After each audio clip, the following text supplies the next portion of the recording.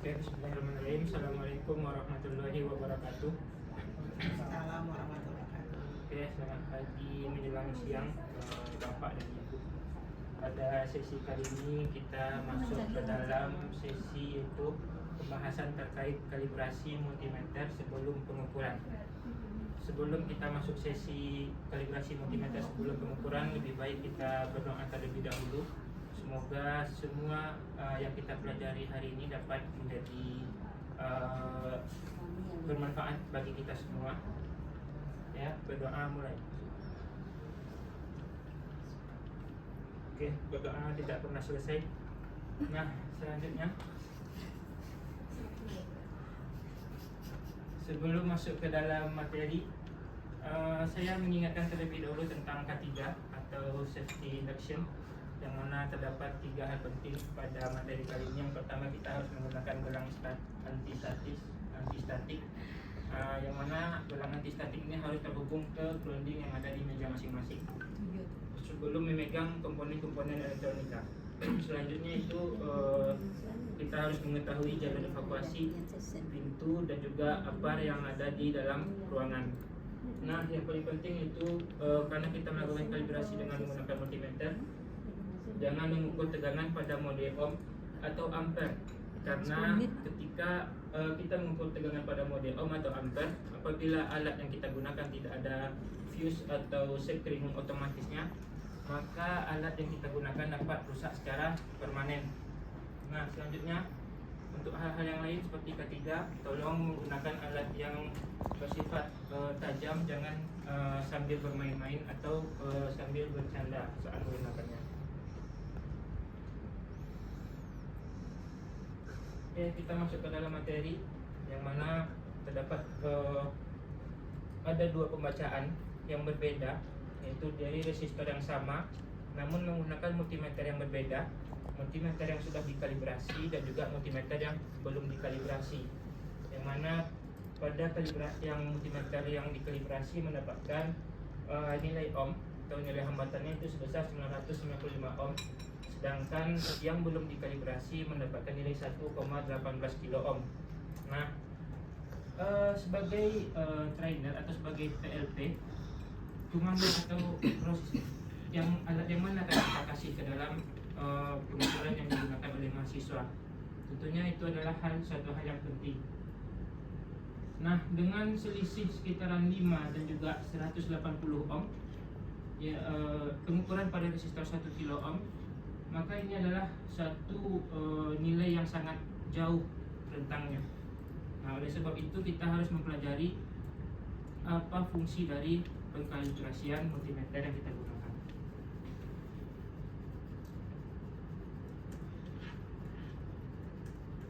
Nah, setelah nantinya kita mengikuti sesi yang kali ini, kita akan dapatkan setidaknya 3 manfaat, yaitu mampu menjelaskan mengapa kalibrasi yang kita gunakan harus dilakukan sebelum penggunaan alat. Ya. Yang kedua, kita dapat melakukan kalibrasi dengan metode zero adjust dan ohm adjust pada multimeter analog, dan juga dapat membuktikan sendiri selisih hasil sebelum dan sesudah kalibrasi, yang mana ini bertujuan untuk mengetahui seberapa pentingnya pengkalibrasian yang akan kita laksanakan.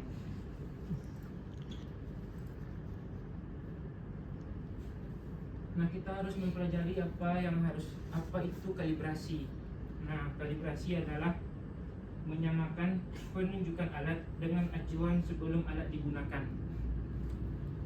Nah, ada beberapa anggapan yang kita temui, namun anggapan tersebut keliru. Yang pertama adalah kalibrasi dilakukan sekali saja ketika alat baru dibeli. Nah, yang kedua, multimeter digital tidak perlu dikalibrasi. Dan yang ketiga, kalau jarumnya kelihatan di angka 0 berarti sudah benar. Padahal kalau jarum kelihatan di angka 0 berarti bisa jadi baterainya yang sudah soak atau sudah melemah.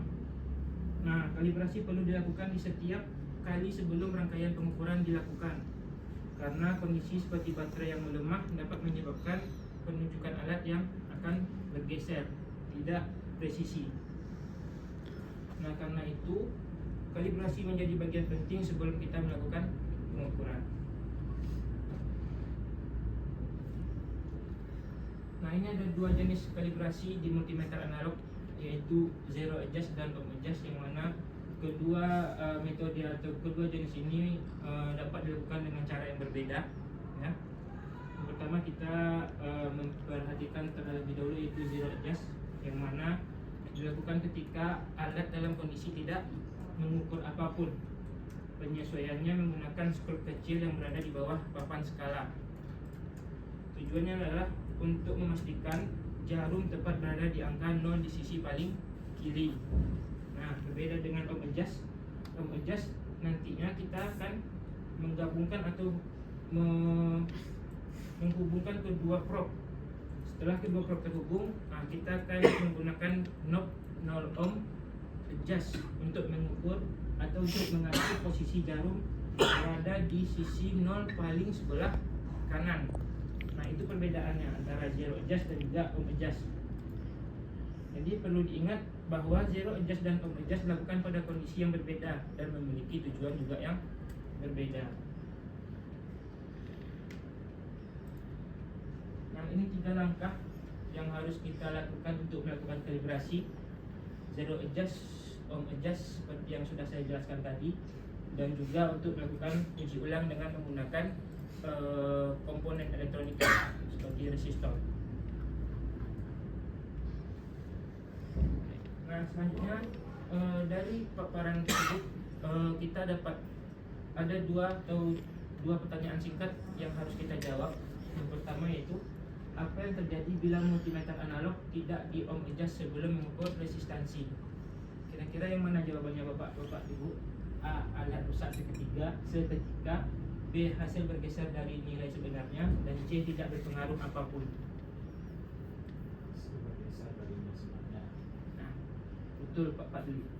Hasil akan bergeser dari nilai yang sebenarnya ketika kita tidak melakukan pengkalibrasian. Selanjutnya, sebutkan 3 langkah kalibrasi multimeter secara berurutan.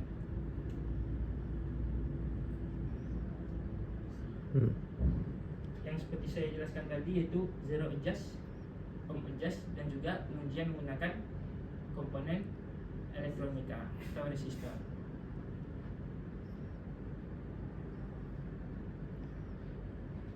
Nah, baik, kita sudah sampai di bagian akhir, yaitu kesimpulan, yang mana pengkalibrasian ini sangat perlu supaya nantinya kita sebagai teknisi atau tenaga pengajar tidak salah memberikan komponen terhadap mahasiswa atau yang sedang kita